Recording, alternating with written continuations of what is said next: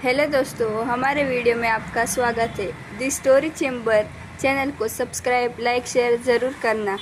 हम रोज़ नई नई कहानी लाते रहते हैं, तो चलिए कहानी शुरू करते हैं। मुकुट रुद्रांश का उदय। चैतन्य महल का रहस्य।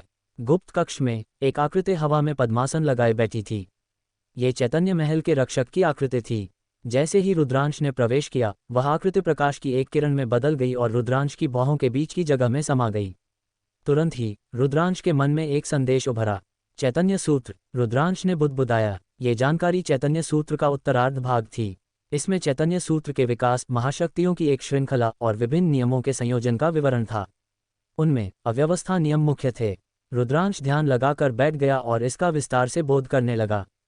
चैतन्य सूत्र में 18 प्रकार के नियम शामिल थे, जो अविनाशी प्राचीन ग्रंथ के समान थे। दुर्भाग्य से ये केवल एक प्रकार के अव्यवस्था नियम पर केंद्रित है, जो मेरे लिए उपयुक्त नहीं है। हालांकि इसमें बहुत सी ऐसी चीजें हैं जिनसे मैं सीख सकता हूँ, रुद्रांश ने सोचा। चैतन्य सूत्र में 18 नियम थे। इन 18 प्रकार के नियमों में से रुद्रांश के पास केवल 4 ही थे। भविष्य में अगर रुद्रांश अधिक नियमों में महारत हासिल करना चाहता था, तो वह चैतन्य सूत्र के आधार पर अन्य नियमों का अनुमान लगा सकता था। यह अकेले बोध करने की तुलना में तेज होगा।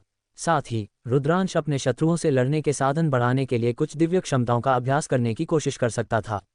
निश्चित रूप से रुद्रांश की मुख्य साधना दिशा अभी भी स्वयं पर निर्भर रहनी थी कि वह बोध करे और खोज करे। आखिरकार वह कई परम नियम को नियंत्रित करता था। यदि वह इन नियमों की सबसे मजबूत शक्ति का उपयोग करना चाहता था, तो उसे अपनी खुद की खोज करनी थी। पुराने समय से किसी ने भी एक ही समय में कई परम नियमों में महारत हासिल नहीं की थी। एक दिन बाद रुद्रांश ने अपना बोध करना बंद कर दिया। उसे अब कोई जल्दी नहीं थी। जब भविष्य में समय मिलेगा, तो वह अभ्यास करने के लिए कुछ जादुई शक्ति तकनीकों को चुनेगा। रुद्रांश मुख्य हॉल में लौट आया, जहां पृथ्वी एक और अन्य 9 उसकी प्रतीक्षा कर रहे थे। पृथ्वी एक, तुम्हारा साधना स्तर क्या है? रुद्रांश ने उत्सुकता से पूछा। हम 9 अलग अलग तत्वों से संबंधित हैं और हम सभी दिव्य सम्राट क्षेत्र में हैं, पृथ्वी एक ने जवाब दिया। अरे दिव्य सम्राट। रुद्रांश ने अनजाने में सिर हिलाना शुरू कर दिया। हालांकि वह तुरंत होश में आया और उसका मुंह खुला रह गया।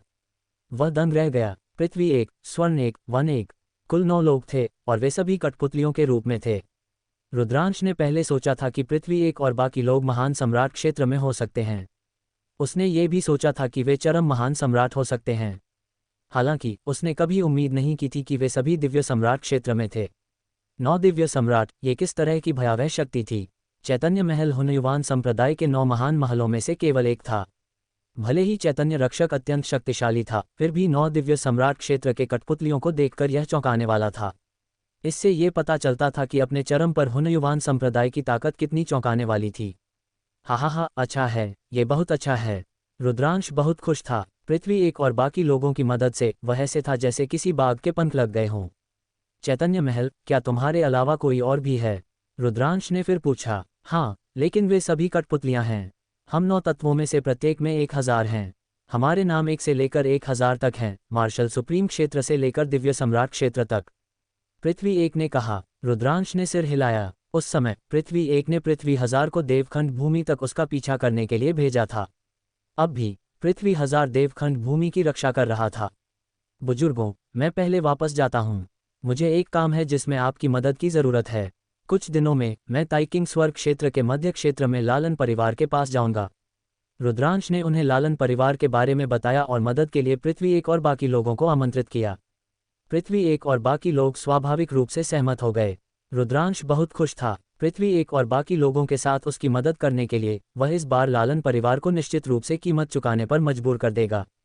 उसके बाद ऊर्जा की एक लहर ने उसके शरीर को घेर लिया। कुछ देर बाद रुद्रांश अपने मूल स्थान पर लौट आया। ऐसा लगता है कि मिश्रित ऊर्जा टोकन पर एक टेलीपोर्टेशन सरणी के समान कुछ है। जैसे ही यह सक्रिय होता है, यह उस पर टेलीपोर्टेशन सरणी को सक्रिय कर देगा, रुद्रांश ने मन ही मन सोचा। अगले कुछ दिनों में रुद्रांश ने साधना नहीं की। उसने अच्छा आराम किया। कुछ दिनों बाद रुद्रांश स्थिर ब्रह्मांड, दिव्य सम्राट और आदिम शरीर साधकों के 4 परम बुजुर्ग रुद्रांश के साथ ताइकिंग स्वर्ग क्षेत्र के मध्य भाग के लिए निकल पड़े। ताइकिंग स्वर्ग क्षेत्र विशाल और असीम था, जो पूरे मूल महाद्वीप से छोटा नहीं था। इसे मोटे तौर पर 5 क्षेत्रों में विभाजित किया गया था: उत्तर, दक्षिण, पूर्व, पश्चिम और मध्य। लालन परिवार मध्य क्षेत्र में था। स्थिर ब्रह्मांड दिव्य सम्राट रुद्रांश को साथ लेकर चले। दिव्य सम्राटों की गति के साथ वे कुछ ही घंटों में नीलचंद्र नगर पहुंचे जहां लालन परिवार स्थित था। नीलचंद्र नगर एक प्राचीन शहर था जो पूरी तरह से लालन परिवार से संबंधित था। ये लालन परिवार का मुख्यालय था। लालन परिवार अनगिनत वर्षों से यहाँ स्थापित था। इस दौरान नीलचंद्र नगर असामान्य रूप से जीवंत और लोगों से भरा हुआ था। लालन परिवार की गर्वित बेटी लालन कुमारी और नवनिरपेक्षों में दूसरे स्थान पर रहने वाले प्रतिभाशाली जुवानयुवानगी की शादी एक बड़ी घटना थी। इसके अलावा उन्होंने सुना था कि लालन परिवार ने बड़ी संख्या में प्रतिभाशाली लोगों को आमंत्रित किया था। कई लोगों ने अनुमान लगाया कि एक भव्य कार्यक्रम होगा, इसलिए वे स्वाभाविक रूप से मजा देखने आए थे। स्थिर ब्रह्मांड, दिव्य सम्राट और अन्य लोगों ने अपनी आभा को छुपा लिया और आम लोगों की तरह नीलचंद्र नगर में चले गए। उन्होंने एक सराय ढूंढी और जानकारी मांगी। इस बार बहुत सारे देव अंकुर हेवेंस फेवरेट्स आए हैं। आदिम क्षेत्र के अधिकांश प्रसिद्ध देव अंकुर यहाँ हैं। लालन परिवार का इतना बड़ा मान है कि इतने सारे देव अंकुरों को आमंत्रित कर सके। किसी ने पूछा, तुम क्या जानते हो? स्वर्ग क्षेत्र में इतने समय से ऐसा कोई भव्य कार्यक्रम नहीं हुआ है। एक दशक से अधिक समय पहले नवनिरपेक्षों के चयन के बाद से शीर्ष देव अंकुरों में से कुछ ने एक दूसरे के साथ लड़ाई नहीं की है। इस बार मैं इस अवसर का लाभ उठाकर एक दूसरे के साथ लड़ सकता हूँ। इसके अलावा मैंने सुना है कि लालन परिवार ने इस बार एक भारी कीमत चुकाई है। जो भी इस बार पहला स्थान प्राप्त कर सकता है उसे 100 चैतन्य रत्न से पुरस्कृत किया जाएगा। क्या 100 चैतन्य रत्न? क्या शानदार सौदा है! कई लोग चौंक गए। लालन परिवार वास्तव में पहले स्थान के इनाम के रूप में 100 चैतन्य रत्न निकालना चाहता था। ये निश्चित रूप से एक बड़ी बात थी। उस समय 2 विश्वनगर के बाहर रुद्रांश ने दूसरे पक्ष के राजकुमार को 100 चैतन्य रत्न के बदले में पकड़ लिया था। लालन परिवार ने वास्तव में बहुत प्रयास किया है। क्या लालन परिवार जुवानयुवानगी को नंबर 1 के सिंहासन पर धकेलना चाहता है? ये सही है। जुवानयुवानगी महत्वाकांक्षी है और लंबे समय से लिन जियाओफेंग को चुनौती देकर पहला स्थान लेना चाहता है। इस बार वह सबसे अधिक संभावना है कि इस अवसर का लाभ उठाकर लिन जियाओफेंग को हराना चाहता है। इस तरह 100 चैतन्य रत्न बर्बाद नहीं होंगे और उसकी प्रतिष्ठा चरम पर पहुंच जाएगी। लालन परिवार की एक अच्छी योजना है, लेकिन क्या उन्हें डर नहीं है कि जुवानयुवानगी लिन जियाओफेंग से हार जाएगा? अगर ऐसा होता है तो हमें दोगुना नुकसान उठाना पड़ेगा। यही कारण है कि इस बार सबसे अधिक संभावना है कि एक चरम टकराव होगा। इसलिए इतने सारे लोग आए हैं और इसलिए इतने सारे देव अंकुर भी आए हैं। रेस्तरां में कई लोग पी रहे थे और जोर से बात कर रहे थे। रुद्रांश और बाकी लोगों को बहुत सारी जानकारी मिली थी। 100 चैतन्य रत्न, मैं इसे चूक नहीं सकता। रुद्रांश की आंखों में एक चमक कौंधी और वह मुस्कुराया। ऐसा लगता था कि इस बार अतिरिक्त लाभ होगा। बुजुर्गों, ऐसा लगता है कि हमें जाने की जल्दी नहीं है। पहले 100 चैतन्य रत्न लेते हैं, रुद्रांश ने मुस्कुराते हुए कहा। कुछ देर पीने के बाद वे उस जगह से चले गए और रहने के लिए एक रेस्तरां ढूंढा। दिन बीत गए और जल्द ही लालन कुमारी और जुवानयुवानगी की शादी का दिन आ गया। इस दिन रुद्रांश ने अपनी उपस्थिति और आभा को बदलने के लिए दिव्य श्वास तकनीक का इस्तेमाल किया। स्माइलिंग फेस, जहां रुद्रांश अपनी पहचान छुपाकर समारोह में पहुंचता है और विक्रांत तथा आर्यमान की उपस्थिति देखता है। मुकुट, रुद्रांश का उदय, विवाह और प्रतीक्षा। रुद्रांश के वर्तमान साधना आधार के साथ महान सम्राट क्षेत्र में कोई भी यह नहीं बता सकता था कि उसने दिव्य श्वास तकनीक का उपयोग किया है। यहाँ तक कि साधारण दिव्य सम्राट स्तर के व्यक्ति भी केवल यही देख सकते थे कि रुद्रांश भेष बदलकर आया है। वे उसके वास्तविक रूप को नहीं देख सकते थे। रुद्रांश ने शुरुआत में ही अपना असली रूप प्रकट करने की योजना नहीं बनाई थी। अगर वह ऐसा करता तो लालन परिवार उसे 100 अराजकता रत्न बिल्कुल नहीं देता। उसे अपनी पहचान बदलनी थी और पहले अराजकता रत्न प्राप्त करना था। स्थिर ब्रह्मांड, दिव्य सम्राट पहले आगे बढ़े, उनके पीछे रुद्रांश और कुछ आदिम शरीर साधक चल रहे थे। कुछ ही देर बाद रुद्रांश और बाकी लोग एक विशाल मैदान में पहुंचे। मैदान सैकड़ों मील लंबा और चौड़ा था, लेकिन ये पहले ही भोजों से भरा हुआ था। बहुत से लोग भोज में आराम से बैठे थे। दोस्तों, उधर देखो, वह देव अंकुर प्रतिभाशाली क्षेत्र है। एक तरफ लोग बातचीत कर रहे थे। रुद्रांश ने उधर देखा और गौर किया कि मैदान के उत्तर में एक क्षेत्र था जहां कई युवा प्रतिभाशाली लोग बैठे थे। रुद्रांश ने अपनी आंखें घुमाईं और कई परिचित चेहरे देखे। लोचन, पीयूषा, पनखुड़ी। रुद्रांश बहुत खुश हुआ। पनखुड़ी के अलावा उसने अन्य लोगों को कई वर्षों से नहीं देखा था। हालांकि अभी यादें ताज़ा करने का समय नहीं था। इस काम के बाद यादें ताज़ा करना बहुत देर नहीं होगा। उसी समय रुद्रांश ने अन्य लोगों को भी देखा। शाश्वत, तारा नदी, विकराल, बाउडे, आओके, देवनियति। मूल महाद्वीप के अधिकांश शीर्ष प्रतिभाशाली लोग आए थे। अन्य लोग स्वर्ग क्षेत्र से थे, जैसे वे जो 10 भूमियों की लड़ाई के दौरान सम्राट कौशलेंद्र के साथ मूल महाद्वीप में आए थे। इस क्षण रुद्रांश ने महसूस किया कि मैदान में अनगिनत भोज थे और वे कई अलग अलग क्षेत्रों में विभाजित थे। जिस जगह वे बैठे थे वह बस एक साधारण क्षेत्र था। रुद्रांश को कोई आपत्ति नहीं थी और वह शांति से प्रतीक्षा करने लगा। देखो, ये 9 निरपेक्षों में से एक है, कृष्ण वन। वहाँ फू लियू और वांग यी भी हैं। अचानक किसी ने जोर से कहा। रुद्रांश ने आकाश की ओर देखा। कुछ आकृतियां हवा में उड़ रही थीं, जो एक उच्च और शक्तिशाली रवैये से भरी हुई थीं। उन्होंने भीड़ को नीचे देखा और उस क्षेत्र में उतरे जहां युवा प्रतिभाशाली लोग थे। रुद्रांश ने उनमें से कुछ को पहले भी देखा था। कृष्ण वन, बाल्ड यूथ, फू लियू, वे सभी 9 निरपेक्षों में से प्रमुख प्रतिभाशाली थे। उनकी प्रतिभा चौंकाने वाली थी और उनकी भविष्य की उपलब्धियां अकल्पनीय थीं। यह आर्यमान है। आर्यमान सच में आया। इसके तुरंत बाद एक और भी बड़ा शोरगुल हुआ। लगभग सभी की आंखें आकाश में एक युवा पर टिकी थीं। आर्यमान 9 निरपेक्षों में पहले स्थान पर था। अतीत में वह स्वर्ग क्षेत्र में सबसे मजबूत देव अंकुर था। वह अनगिनत देव अंकुरों के शिखर पर खड़ा था और अपराजय था। वह भी था जिसे विक्रांत हमेशा से हराना चाहता था। आर्यमान काले कपड़े पहने हुए और अपनी पीठ पर एक लंबी छुरी लिए हुए शांत चेहरे के साथ युवा पीढ़ी के क्षेत्र में उतरा। भाई आर्यमान, भाई आर्यमान। बहुत से लोग आर्यमान को नमस्कार करने गए। आर्यमान ने जवाब में थोड़ा सिर हिलाया, फिर वहीं बैठ गया और आराम करने के लिए अपनी आंखें बंद कर लीं। बहुत से लोग उत्साहित थे। आर्यमान यहाँ था। इस बार वह निश्चित रूप से विक्रांत के साथ विजेता का निर्धारण करने के लिए एक द्वंद्व करेगा। 1 दशक से अधिक समय पहले उन दोनों का टकराव हुआ था और उन्होंने अपनी सर्वश्रेष्ठ लड़ाई लड़ी थी।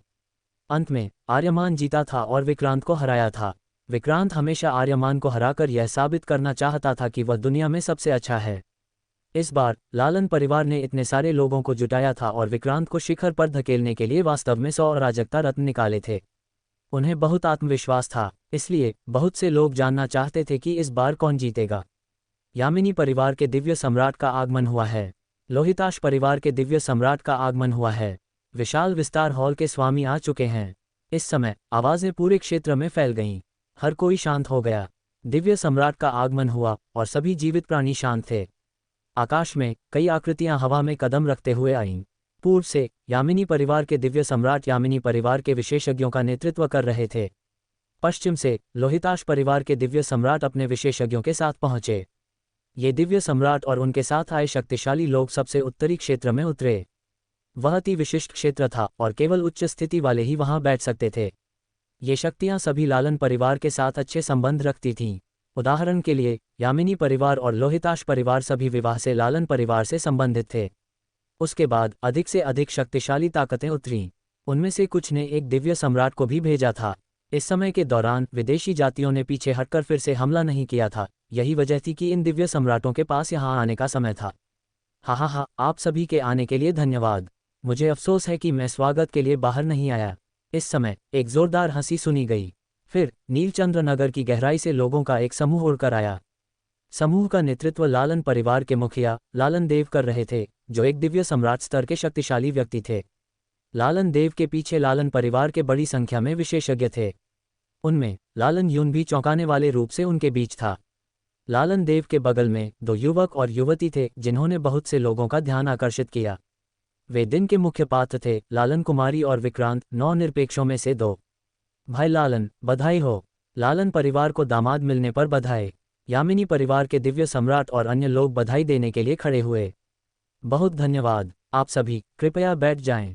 लालन देव ने अपना हाथ हिलाया। आज लालन परिवार की प्रतिभाशाली लालन कुमारी का विवाह विक्रांत से हो रहा है। आप सभी कृपया औपचारिकता न करें और भोजन का आनंद लें। लालन देव ने मुस्कुराते हुए कहा। इसके तुरंत बाद अनगिनत लोग बाहर उड़े और सभी मेज़ों पर शराब और भोजन परोसा। उसके बाद भव्य विवाह समारोह का समय था। भीड़ ने धैर्यपूर्वक प्रतीक्षा की। वे सभी जानते थे कि मुख्य कार्यक्रम समारोह के बाद ही होगा। जल्द ही समारोह समाप्त हो गया। लालन देव खड़े हुए, सभी का सामना किया और कहा, इस बार मैं आप सभी का आने के लिए धन्यवाद करना चाहता हूं, खासकर युवा प्रतिभाशाली लोगों का। चूंकि उनमें से अधिकांश यहाँ हैं, तो क्यों न हम इस अवसर का लाभ उठाकर मुकाबला करें और हमें पुराने लोगों को युवा पीढ़ी की महिमा देखने दें। यह अच्छा है। 1 दशक से अधिक समय पहले की लड़ाई के बाद प्रतिभाशाली लोगों ने शायद ही कभी एक दूसरे से लड़ाई की हो। वे सभी साधना कर रहे थे। आज उनकी साधना के परिणाम देखने का एक अच्छा समय है। आज स्वर्ण युग है और प्रतिभाशाली लोग एकत्र हुए हैं। अब मूल महाद्वीप से और भी अधिक प्रतिभाशाली लोग हैं। सितारे वास्तव में चमकीले हैं। बहुत से लोगों ने सिर हिलाया और प्रत्याशा के भाव प्रकट किए। युवा देव अंकुर भी एक दूसरे को देख रहे थे। हल्की युद्ध भावना फैल रही थी। उदाहरण के लिए विक्रांत की निगाहें आर्यमान पर टिकी थीं और वह अपनी मजबूत लड़ने की भावना को छिपा नहीं रहा था। उसकी नज़रों में केवल आर्यमान ही उसके समय के लायक था। इस बार लालन परिवार पुरस्कार के रूप में कुछ इनाम भी निकालेगा। पहले स्थान के विजेता को 100 अराजकता रत्न से पुरस्कृत किया जाएगा। कोई भी पहले स्थान पर रहे, मेरा लालन परिवार अपने वचन से पीछे नहीं हटेगा। लालन देव ने जारी रखा और उनकी आवाज़ पूरे क्षेत्र में गूंज उठी। आर्यमान की आंखें चमक उठीं। वह 100 अराजकता रत्न के लिए आया था। 100 अराजकता रत्न से कौन नहीं ललचाएगा। हालांकि अन्य कुलीनों ने आह भरी। वे समझ गए कि वे 100 अराजकता रत्न को पाने के लिए नियत नहीं थे। आर्यमान और विक्रांत के होने के कारण वे पहले स्थान पर नहीं आ पाएंगे। अधिकांश दिग्गज 100 अराजकता रत्न के लिए यहाँ नहीं थे। वे केवल अन्य दिग्गजों के साथ मुकाबला करने के लिए यहाँ थे। दिल चमकता सितारा, रुद्रांश की यात्रा चमकता सितारा। सभी की निगाहें घूम गईं, हर किसी के मन में अपने विचार थे। वरिष्ठ, इस प्रतियोगिता के नियम क्या हैं? किसी ने पूछा। कोई नियम नहीं है। जो लड़ना चाहता है वह ऊपर आकर जिसे चाहे चुनौती दे सकता है।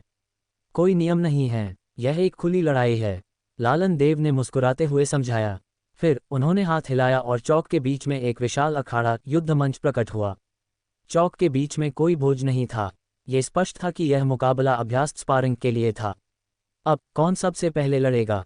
लालन देव ने कहा। तो मैं ईंट फेंककर जैद का मार्गदर्शन शुरू करता हूँ, एक आवाज़ सुनाई दी। फिर सफ़ेद कपड़े पहने एक युवक अखाड़े में दौड़ता हुआ आया। इस युवक की निगाहें युवा पीढ़ी के क्षेत्र पर घूमी और उसकी आवाज़ पूरे स्थान पर गूंज उठी। अभिजीत, ऊपर आओ और लड़ो, मैं तुमसे डरता नहीं हूँ। जिसे चुनौती दी गई थी उसने चिल्लाकर अखाड़े की ओर दौड़ लगाए। बिना किसी अनावश्यक शब्द के दोनों एक भयंकर लड़ाई में उलझ गए। वे दोनों केवल सामान्य प्रतिभाशाली थे। वे शीर्ष स्तरीय प्रतिभाशाली नहीं थे क्योंकि वे किसी परम नियम अल्टीमेट लॉ को नियंत्रित नहीं करते थे। उन्होंने जिन नियमों को नियंत्रित किया वे राजमार्ग नियम, किंग पाथ लॉज थे। दोनों शून्य सम्राट क्षेत्र एम्प्टी एम्परर रेल्म में थे। उन्होंने वार पर वार किए और लड़ाई अत्यंत तीव्र थी। दोनों ने सैकड़ों वार किए। अंत में मंच पर आने वाला सफ़ेद कपड़ों वाला युवक अधिक कुशल था और उसने जीत हासिल की। चुनौतियां जारी रहीं, लेकिन जिन्होंने शुरुआत की वे सभी सामान्य प्रतिभाशाली थे। परम नियम में महारत हासिल करने वाले प्रतिभाशाली नहीं लड़े। कुछ ही देर बाद रुद्रांश ने देखा कि लोचन, वीरान शक्ति और पीयूषा ने भी दूसरों को चुनौती दी। लोचन, पीयूषा और अन्य लोगों ने परम नियम को नहीं समझा था। उन्होंने केवल राजमार्ग नियम समझे थे। इतने वर्षों तक एक दूसरे से न मिलने के बाद भी उनकी ताकत में भी बड़ी प्रगति हुई थी। उन्होंने 3 से 4 राजमार्ग नियम में महारत हासिल कर ली थी और उनकी साधना कल्टिवेशन 4 सितारा शून्य सम्राट के स्तर तक पहुंच गई थी। जो ईश्वर के बच्चे के रूप में पैदा नहीं हुए थे वे सम्राट बनने के बाद परम नियम को नहीं समझ पाते थे। कठिनाई बहुत अधिक थी। हालांकि जब तक लोचन, पीयूषा और अन्य लोग सम्राट नहीं बने थे तब तक उनके पास परम नियम समझने का अवसर था। चौक के चारों ओर कई महत्वपूर्ण हस्तियां पी रहे थे और बातें कर रहे थे, उत्सुकता से देखते हुए। पलक झपकते ही 3 दिन बीत गए। 3 दिन बाद लगभग सभी सामान्य महारथियों ने लड़ाई लड़ी थी। अंत में परम नियम में महारत हासिल करने वाला एक महारथी लड़ने आया। कई लोग तुरंत चौकन्ने हो गए और ध्यान से देखने लगे। शीर्ष स्तरीय प्रतिभाशाली के बीच की लड़ाई अधिक रोमांचक थी। समान साधना स्तर पर सामान्य प्रतिभाशाली की तुलना में उनकी युद्ध शक्ति अधिक मजबूत थी। रुद्रांश ने लालन युन, यज्ञश्री और शाश्वत तारा नदी को अपनी चाल चलते देखा। उनकी प्रतिभाएं निश्चित रूप से शीर्ष पर थीं और उन सभी ने एक एक करके अपने विरोधियों को हराया था। यह विशेष रूप से शाश्वत तारा नदी के लिए सच था, जिसने लगातार कई लोगों को चुनौती दी और जीता। हालांकि रुद्रांश ने कोई चाल नहीं चली। उसका लक्ष्य 100 अराजकता रत्न थे। अब चाल चलने का कोई फायदा नहीं था। उसे बस अंत तक इंतजार करना था। धमाका! अचानक एक लंबा और हट्टा कट्टा व्यक्ति अखाड़े में दौड़ता हुआ आया। उसका पूरा शरीर काले रंग का था, एक लोहे के टॉवर जैसा। अवनिश! रुद्रांश की निगाहें चमकीं। कई वर्षों तक उसे न देखने के बाद अवनिश कई गुना मजबूत हो गया था। उसकी मांसपेशियां उभरी हुई थीं और वह विस्फोटक शक्ति से भरा हुआ था। शरीर साधक! मैंने नहीं सोचा था कि बाहर शरीर साधक शाखा का कोई प्रतिभाशाली होगा। रुद्रांश के बगल में कुछ बुजुर्ग जो आदिम शरीर साधक थे अचानक दिलचस्पी लेने लगे। उन्होंने अवनिश को घूर कर देखा और उत्सुकता से उसका जायजा लिया। अवनिश एक जंगली ड्रैगन की तरह था और उसकी निगाहें आखिरकार एक भूरे रंग के वस्त्र पहने युवक पर पड़ीं। तुम ऊपर आओ और लड़ो। अवनिश की आवाज़ पूरे क्षेत्र में गूंज उठी।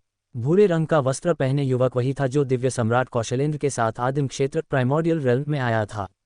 इसके अलावा उसने आदिम साधना प्रणाली प्राइमोर्डियल कल्टिवेशन सिस्टम का भी अभ्यास किया था। उस समय भूरे रंग के वस्त्र पहने युवक ने अकेले ही अवनिश, अर्क और आदिम दानव को चुनौती दी थी और उन्हें आसानी से हरा दिया था। अवनिश हमेशा इस बात को लेकर चिंतित रहता था। अब जब उसने कई वर्षों तक साधना की थी और उसकी ताकत बहुत बढ़ गई थी, तो वह स्वाभाविक रूप से दूसरे पक्ष को चुनौती देना चाहता था और अपना सम्मान वापस पाना चाहता था। भनभनाहट। भूरे रंग के वस्त्र पहने युवक अखाड़े में दौड़ता हुआ आया। इस बार मैं तुम्हें अकेले हराऊंगा। अवनिश की आंखों में क्रूरता भरी थी। वह एक विशाल जानवर की तरह था जिसमें एक भयानक आभा थी। अपनी चाल चलो। भूरे रंग के वस्त्र पहने युवक ने बात की और उसके शरीर से एक शक्तिशाली आभा फूट पड़ी। धमाका। वे दोनों एक ही समय में चले और वे भयंकर रूप से टकराए। अखाड़े में एक बहरा कर देने वाला धमाका हुआ और दोनों आकृतियों को पीछे हटने के लिए मजबूर होना पड़ा। पहला वार बराबरी पर छूटा। फिर से वे दोनों फिर से भिड़ गए। बहुत से लोग बड़े चाव से देख रहे थे, यहाँ तक कि कुछ महान सम्राट क्षेत्र और दिव्य सम्राट क्षेत्र के शक्तिशाली लोग भी गंभीरता से देख रहे थे। ऐसा इसलिए था क्योंकि उन दोनों ने आदिम प्रणाली का अभ्यास किया था। अवनिश, एक आदिम शरीर साधक। भूरे रंग के वस्त्र पहने युवक, आदिम मार्शल आर्ट्स। उन दोनों ने मजबूती से मुकाबला किया और पलक झपकते ही दर्जनों वारों का आदान प्रदान किया। इन वर्षों में अवनिश पहले से कहीं अधिक मजबूत हो गया था। वह वास्तव में भूरे रंग के युवक के साथ लड़ने में सक्षम था और थोड़े समय में विजेता का निर्धारण करना मुश्किल था। किसी को ये जानना चाहिए कि भूरे रंग के युवक ने उस समय उन्हें आसानी से हरा दिया था। इससे रुद्रांश को दिव्य सम्राट कौशलेंद्र के शब्द याद आए। आदिम क्षेत्र के कुछ शीर्ष प्रतिभाशाली स्वर्ग क्षेत्र के प्रतिभाशाली की तरह ही प्रतिभाशाली थे। ये सिर्फ इतना था कि उनके पास सीमित संसाधन थे, इसलिए उनके साधना स्तर कमजोर थे। इसलिए उनकी युद्ध शक्ति स्वर्ग क्षेत्र के प्रतिभाशाली की तुलना में कहीं कम थी। लेकिन अब आदिम क्षेत्र के प्रतिभाशाली को स्वर्ग क्षेत्र के संसाधन मिले थे और उनके साधना स्तर तेजी से बढ़ गए थे। अब वे वास्तव में स्वर्ग क्षेत्र के प्रतिभाशाली के खिलाफ लड़ सकते थे। ये बच्चा बुरा नहीं है। रुद्रांश के बगल में एक पुराने आदिम शरीर साधक ने दिलचस्पी भरे भाव से कहा। वह वास्तव में बुरा नहीं है। वह जिस शारीरिक साधना तकनीक का अभ्यास करता है वह बहुत शानदार नहीं है, लेकिन उसने ऐसी उपलब्धियां हासिल की हैं। वह वास्तव में शारीरिक साधना में एक अद्वितीय प्रतिभा है। अगर उसे ठीक से प्रशिक्षित किया जाए तो उसकी उपलब्धियां असीमित होंगी। दूसरे बुजुर्ग ने कहा। यह स्पष्ट था कि बुजुर्गों को अवनिश में गहरी दिलचस्पी थी। गर्जना। अखाड़े में अवनिश एक पागल जानवर की तरह दहाड़ा। उसके हमले पागलपन भरे थे। अंत की ओर उसने अपने खुद के बचाव को भी नजरअंदाज कर दिया और पागलपन से हमला किया, एक ऐसी युद्ध शैली अपनाई जिसमें दोनों पक्षों को नुकसान उठाना पड़ेगा। इससे भूरे रंग के युवक का चेहरा गंभीर हो गया। अंत में उसने लगातार अवनिश के साथ कुछ वारों का आदान प्रदान किया और फिर अखाड़े से बाहर पीछे की ओर तैर गया। हो गया, मैं हार मानता हूँ, भूरे रंग के युवक ने कहा और अपनी सीट पर लौट आया। हा, अवनिश मुस्कुराया और जोर से हंसा। अंत में उसकी निगाहें अन्य युवा पुरुषों पर घूम गईं। वह अभी भी लड़ना चाहता था। अवनिश, बस बहुत हो गया, अब मेरी बारी है, एक आवाज़ सुनाई दी। फिर एक आकृति अखाड़े में दौड़ पड़ी। यह अर्क था। अवनिश हंसा और अखाड़े से उतर गया। फिर उसने स्वर्ग क्षेत्र के एक प्रतिभाशाली को चुनौती दी। इसके अलावा उसने अपने प्रतिद्वंद्वी को भी हरा दिया। आदिम क्षेत्र के ये लोग क्या करना चाहते हैं? क्या आप सभी स्वर्ग क्षेत्र के प्रतिभाशाली को चुनौती देना चाहते हैं? युवा प्रतिभाशाली के क्षेत्र में एक युवक ने ठंडक से कहा। स्वर्ग क्षेत्र के कई महारथियों के भाव थोड़े बदल गए क्योंकि उन्होंने आदिम क्षेत्र के महारथियों जैसे देवनियति, विकराल और पंखुड़ी को देखा। हालांकि देवनियति और विकराल ने कुछ नहीं कहा, उन्होंने बस अखाड़े को घूर कर देखा। इस बीच पंखुड़ी ने अपना सिर घुमाया और चारों ओर देखा, दूसरों को नहीं देखा। इसके बाद आदिम दानव ने अपनी चाल चली। उसने भी एक प्रतिद्वंद्वी को हराया। इससे स्वर्ग क्षेत्र के कुछ कुलीनों के चेहरे बदसूरत हो गए। भनभनाहट। एक और आकृति अखाड़े में दौड़ पड़ी। विकराल। कई लोगों की निगाहें हिली, खासकर वे जो अंदरूनी कहानी जानते थे। आदिम क्षेत्र में विकराल शीर्ष प्रतिभाशाली था, तीसरे स्थान पर था। इन वर्षों में जैसे जैसे आदिम क्षेत्र के प्रतिभाशाली बढ़ते गए, स्वर्ग क्षेत्र में उनका प्रभाव भी बढ़ता गया। रुद्रांश कई नियमों के साथ एक संत सम्राट बन गया था। यह अभूतपूर्व था और इसने स्वर्ग क्षेत्र को हिला दिया। जहां तक देवनियति, पंखुड़ी और अन्य लोगों की बात है, उनकी ताकत तेजी से बढ़ी और स्वर्ग क्षेत्र में युवा पीढ़ी के बीच उनकी प्रसिद्धि बढ़ी। स्वाभाविक रूप से अधिक लोग आदिम क्षेत्र के प्रतिभाशाली को समझने गए। उस समय 10 भूमि की लड़ाई के युद्ध परिणाम भी सामने आए और कई लोग इसके बारे में जानते थे। विकराल उस समय आदिम क्षेत्र में तीसरे स्थान पर था, रुद्रांश और देवनियति के बाद दूसरे स्थान पर। उसकी प्रतिभा बिल्कुल चौंकाने वाली थी और स्वर्ग क्षेत्र में भी वह शीर्ष पर था। कुछ लोगों ने तो ये भी सोचा कि वह भविष्य में नौ-निरपेक्ष के साथ कंधे से कंधा मिलाकर खड़ा हो सकता है। अब वह किसे चुनौती देने जा रहा था? विकराल की आंखें देवनियति पर पड़ीं। देवनियति, बाहर आओ और लड़ो। विकराल की आवाज़ गूंज उठी। कई लोग हैरान थे। बहुत से लोगों ने सोचा था कि विकराल भी स्वर्ग क्षेत्र के प्रतिभाशाली पुत्रों को चुनौती देगा। उन्हें उम्मीद नहीं थी कि वह देवनियति को चुनौती देगा। उस वर्ष मूल महाद्वीप की 10 भूमियों की लड़ाई में विकराल देवनियति से हार गया था। वह निश्चित रूप से चुनौती देना और उसे हराना चाहता होगा। वास्तव में कई लोगों ने सिर हिलाया। देवनियति सफ़ेद रंग के कपड़े पहने हुए सुरुचिपूर्ण और सुंदर था, जिसने कई युवा महिलाओं का ध्यान आकर्षित किया। वह खड़ा हुआ, एक कदम आगे बढ़ाया और अखाड़े पर उतरा। विकराल, तुम उस समय मेरे मुकाबले में नहीं थे और अब तुम मेरे मुकाबले में और भी कम हो। देवनियति ने उदासीनता से कहा। वह खुद पर आत्मविश्वास से भरा था। इतने आत्मविश्वास से भरे मत रहो। आज मैं तुम्हें हराऊंगा और साबित करूंगा कि मैं तुमसे ज़्यादा मजबूत हूं। यह अफसोस की बात है कि रुद्रांश मर चुका है, अन्यथा मैं उसे भी हरा देता और सभी को साबित करता कि आदिम क्षेत्र में नंबर 1 कौन है। विकराल ने कहा। उसकी आंखों में लड़ने की एक मजबूत इच्छा चमक रही थी। उसकी महत्वाकांक्षा आसमान से ऊंची थी, लेकिन वह उस समय 10 भूमियों की लड़ाई में केवल तीसरा स्थान ही पा सका था। वह हार मानने को तैयार नहीं था और वह आदिम क्षेत्र में नंबर 1 के रूप में अपना सिंहासन वापस लेना चाहता था। अपनी चाल चलो, देवनियति ने उदासीनता से कहा। उसका चेहरा शांत और उदासीन था, जैसे कि उसने विकराल के शब्दों को दिल पर नहीं लिया। धमाका! विकराल एक शक्तिशाली आभा के साथ फूट पड़ा। ये तब से कहीं अधिक मजबूत था जब उसने याओगुआन प्राचीन शहर में रुद्रांश से लड़ाई की थी। उसके शरीर पर 4 अलग अलग प्रकार के नियम थे और वे देवनियति की ओर भागे।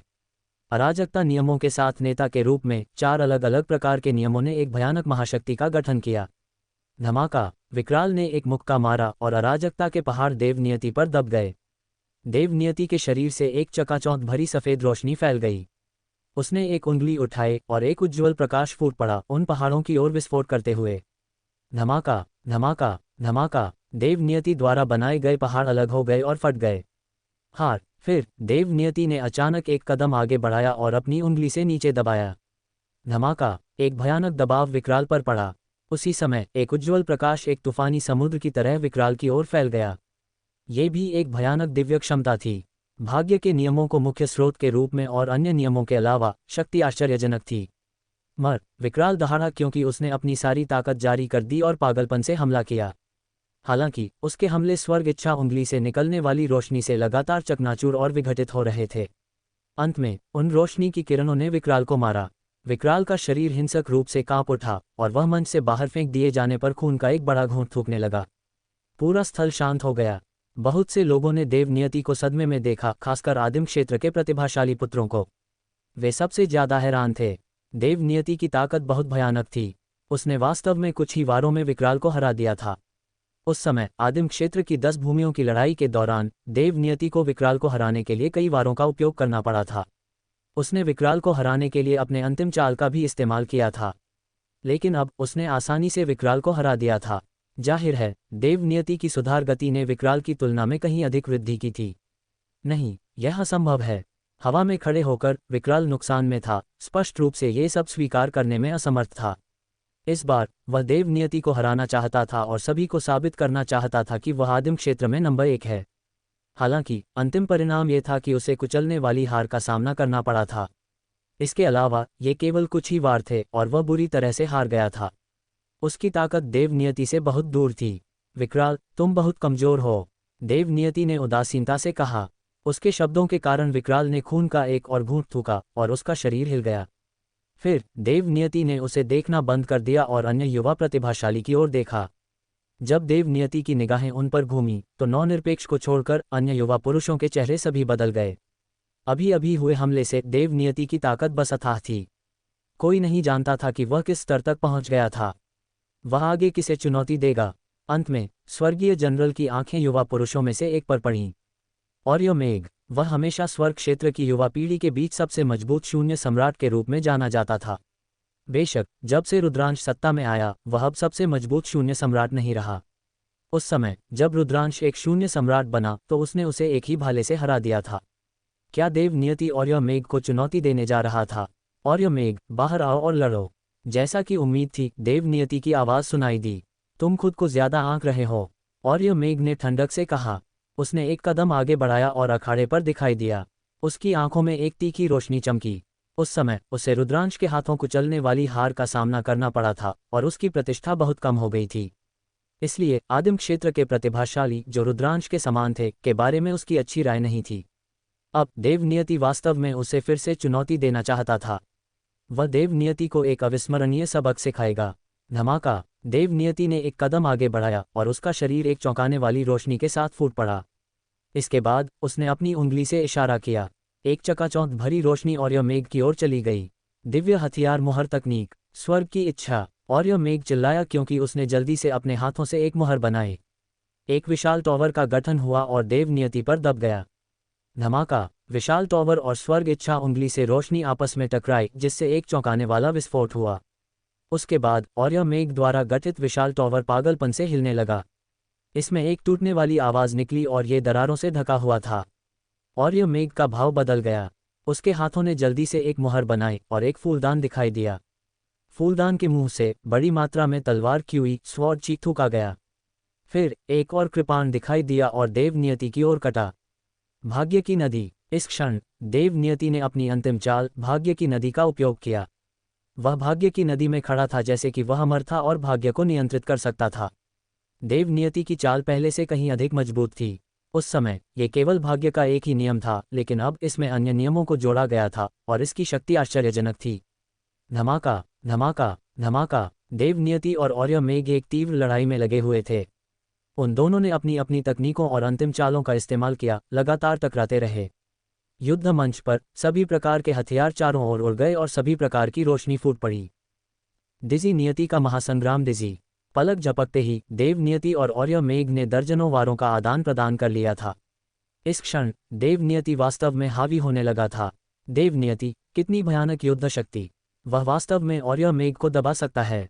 कई लोग चौंक गए। ये जानना जरूरी है कि आर्य मेघ स्वर्ग क्षेत्र की युवा पीढ़ी के बीच सबसे मजबूत शून्य सम्राट था।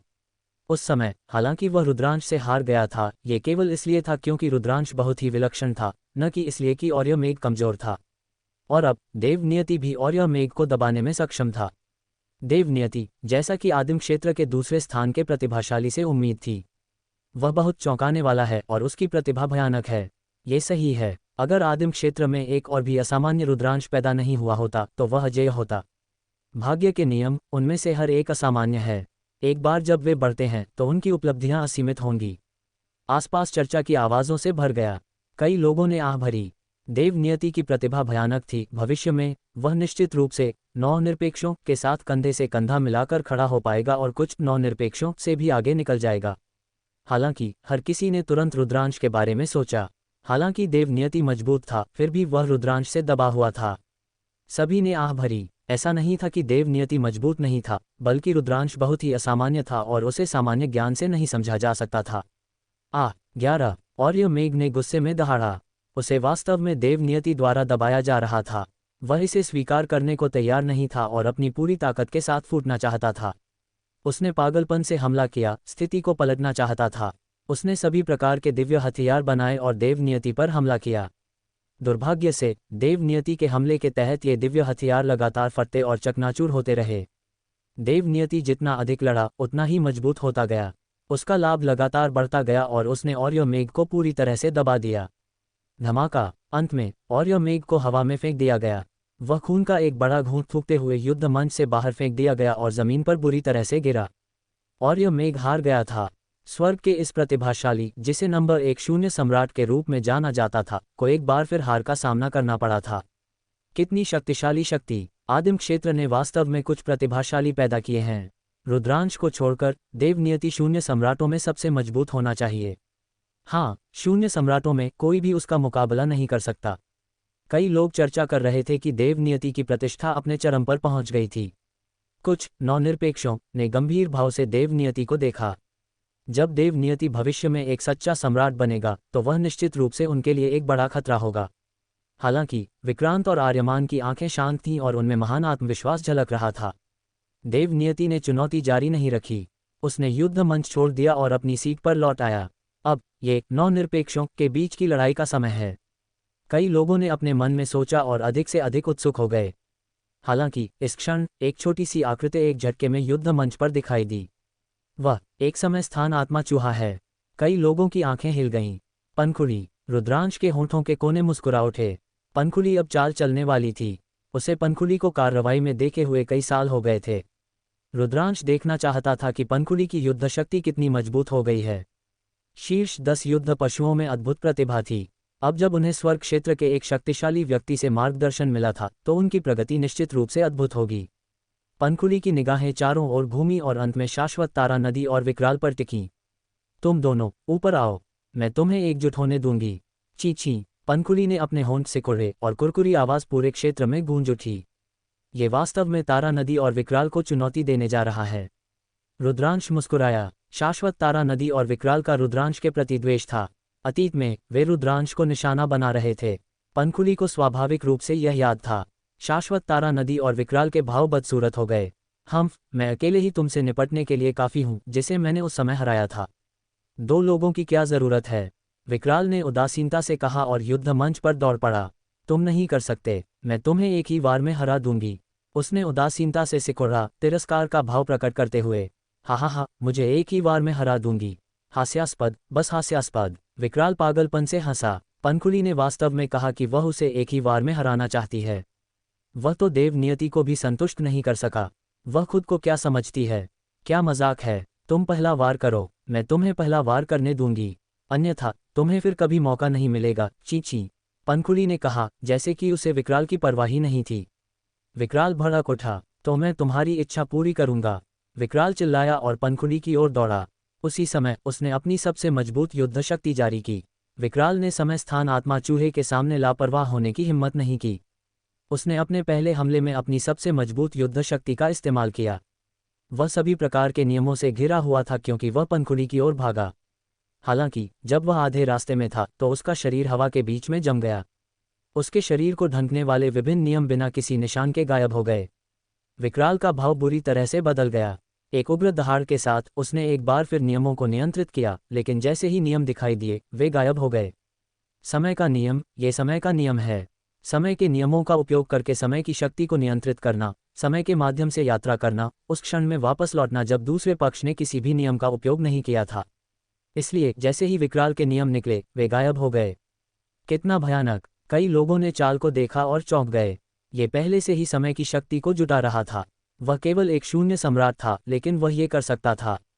वह वास्तव में एक समय स्थान आत्मा चूहा होने के योग्य था। इस क्षण पनखुड़ी विकराल के सामने दिखाई दी और उसके चेहरे पर लात मारी। विकराल एक टूटी हुई रेत की बोरी की तरह युद्ध मंच से बाहर फेंक दिया गया और जमीन पर बुरी तरह से गिरा। उसने खून का एक घूंट थूका और उसका चेहरा पूरी तरह से सूज गया था। वह हार गया था। विकराल हार गया था। पनखुड़ी ने वास्तव में केवल एक ही वार का इस्तेमाल किया था। कई लोग चौंक गए। पनखुड़ी की युद्ध शक्ति ने उनकी उम्मीदों को पार कर दिया था। देव नियति की आंखें थोड़ी सनकरी हो गईं क्योंकि उसने गंभीर भाव से पनखुड़ी को देखा। बेकार, पनखुड़ी ने बड़बड़ाया, अब विकराल को नहीं देखा। इससे विकराल ने खून का एक और घूंट थूका। वह गुस्सा था। आज विकराल को एक बड़ा झटका लगा था। वह देव नियति को हराना चाहता था और उस अपमान का बदला लेना चाहता था जो उसने उस समय सहा था। हालांकि अंत में उसे देव नियति ने आसानी से हरा दिया। अब उसे पनखुड़ी ने एक ही वार में हरा दिया। उस समय पनखुड़ी उसकी हारी हुई प्रतिद्वंद्वी रही थी। अब हालांकि उसने उसे एक ही वार से हरा दिया था, यह उसके लिए स्वीकार करना मुश्किल था। पनखुड़ी ने उसे नज़रअंदाज किया और उसकी निगाहें शेष युवा पुरुषों पर घूमीं। जिनकी निगाहें उस पर पड़ीं उनके भाव बदल गए। क्या वह स्वर्गीय नियति को चुनौती देगा? कई लोगों ने ऐसा सोचा। अंत में पनखुड़ी ने देव नियति को चुनौती नहीं दी। इसके बजाय उसकी निगाहें ऑर्य मेघ पर पड़ीं। तुम बाहर आओ और लड़ो। पनखुड़ी ने ऑर्य मेघ की ओर इशारा किया और कहा। ऑर्य मेघ का चेहरा बहुत काला था। पनखुड़ी ने वास्तव में उसे चुनौती दी, लेकिन आज उसे चुनौती से लड़ना पड़ा। वह पीछे नहीं हट सकता था या उसकी प्रतिष्ठा पूरी तरह से बर्बाद हो जाएगी। वह बाहर निकला और युद्ध मंच पर उतरा। हालांकि तुम्हारे समय स्थान नामात्र के नियम गहरे हैं, ये प्रतिद्वंद्वी पर भी निर्भर करता है। अगर प्रतिद्वंद्वी की ताकत तुमसे अधिक है तो तुम्हारे समय स्थान नामात्र के नियम काम नहीं करेंगे। मैं विकराल नहीं हूं। मैं तुम्हारे समय स्थान नामात्र के नियमों को सीधे तोड़ने के लिए एक शक्तिशाली बल का उपयोग करूंगा। ऑर्य मेघ ने कहा। कई लोग हिल गए। ये वास्तव में मामला था। समय स्थान के नियम अत्यंत गहरे और अप्रत्याशित थे। वे समय और स्थान की शक्ति में हेरफेर कर सकते थे जिससे वे भयानक हो जाते थे। हालांकि कोई भी नियम नहीं था जो वास्तव में अजेय था। जब किसी की शक्ति एक निश्चित स्तर तक पहुंच जाती थी तो वह सभी नियमों को तोड़ सकता था। जब तक किसी की ताकत काफी मजबूत थी तब तक वह समय स्थान के नियमों को तोड़ सकता था। तुम बहुत ज्यादा बात करते हो, अगर तुम चाल नहीं चलते तो मैं चाल चलूंगी, पंखुड़ी ने बड़बड़ाया इससे पहले कि अचानक दूसरे पक्ष की ओर चार्ज किया। उसकी गति अत्यंत तेज थी, जैसे कि वह शून्य के माध्यम से यात्रा कर रही हो। और यह मेघ लापरवाह होने की हिम्मत नहीं कर सका। उसने दिव्य हथियार मुहर तकनीक का इस्तेमाल किया और अपने शरीर को सभी प्रकार के हथियारों से घेर लिया। हथियार कांप उठे और शून्य को चकनाचूर कर दिया, जिससे पंखुड़ी को हमला करने से रोका गया। और यह मेघ की ताकत वास्तव में विकराल की तुलना में बहुत मजबूत थी। उसकी युद्ध शक्ति चौंकाने वाली थी और पहले से ही पंखुड़ी के समय स्थान नियम को प्रभावित कर सकती थी। इसलिए पंखुड़ी स्वाभाविक रूप से विकराल के साथ जितनी आसानी से किया उतनी आसानी से और यह मेघ को नहीं हरा सकी। हालांकि उन दोनों के बीच वारों का आदान प्रदान होने के बाद पंखुड़ी अभी भी हावी थी। पंखुड़ी की आकृति चमकी और यह मेघ ने कैसे भी हमला किया, वह पंखुड़ी को मार नहीं सका।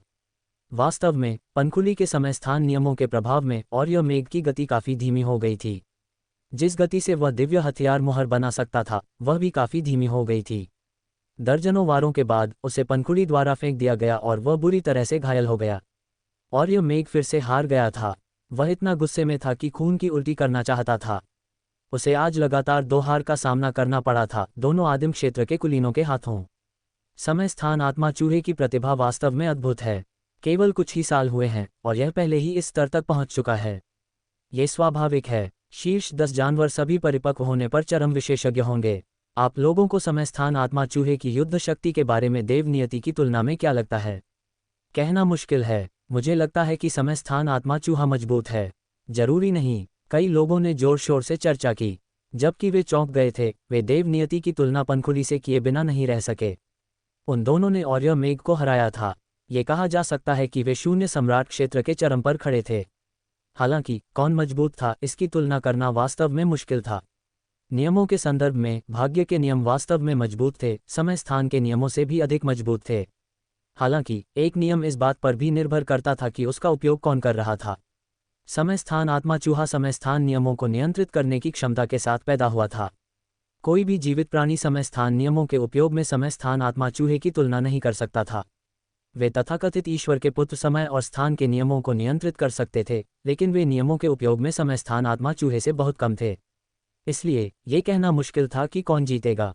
कई लोग उत्सुक थे, क्या पंखुड़ी आगे स्वर्गीय नियति को चुनौती देगी? हालांकि हर कोई निराश था। पंखुड़ी ने देव नियति को चुनौती नहीं दी। जैसे कि उसने काफी मजा कर लिया हो, वह एक झटके में युद्ध मंच से चली गई।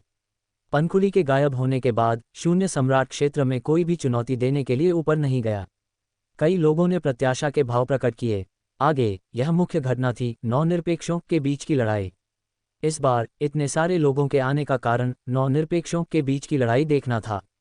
एक दशक पहले नौ निरपेक्ष एक दूसरे से लड़े थे और एक दूसरे को रैंक दिया था।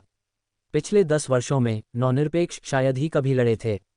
हर कोई ये देखना चाहता था कि पिछले 10 वर्षों में नौ निरपेक्षों की रैंकिंग में कोई बदलाव आया है या नहीं। भनभनाहट, एक आकृति युद्ध मंच पर दौड़ पड़ी। ये कृष्ण वन था। जैसा कि अपेक्षित था, वह चाल चलने वाला पहला व्यक्ति है। कृष्ण वन नौ निरपेक्षों में अंतिम स्थान पर है। मुझे आश्चर्य है कि क्या वह इस बार चार्ज करने में सक्षम होगा। कहना मुश्किल है। नौ निरपेक्षों में से कोई भी कमजोर नहीं है। हम लड़ने के बाद ही जानेंगे। सभी ने अपनी राय व्यक्त की। आगे कृष्ण वन ने चुनौतियां जारी करना शुरू कर दिया। जिस प्रतिभाशाली को उसने चुनौती दी वह नौ निरपेक्षों में 8वें स्थान पर था। उन दोनों ने कई वारों का आदान प्रदान किया, लेकिन अंत में कृष्ण वन हार गया।